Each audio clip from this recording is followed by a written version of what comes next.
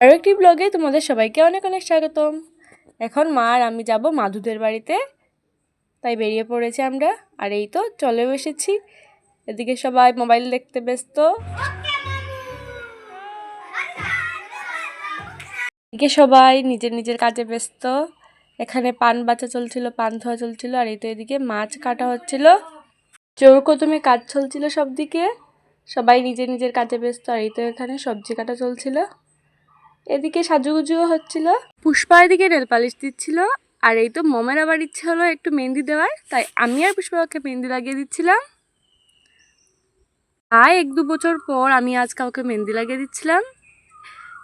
এই যে মাধু মাধু সবাইকে বললো যে সবাই এখন গিয়ে শাড়ি পরে আসার জন্য, তাই আমরাও চলে গেছিলাম শাড়ি পরতে। আর এই তো শাড়ি পরে এসে গেছি।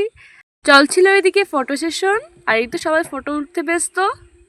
এগুলোই পরে মেমোরি হিসেবে থেকে যাবে, তাই আমরা প্রচুর ফটো উঠে নিয়েছিলাম।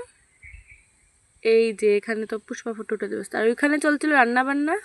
আর শাড়িটাই পরে ধামাইল না দিলে চলবে নাকি, তাই আমরা সবাই এদিকে একটু ধামাইলা দিয়ে দিচ্ছিলাম।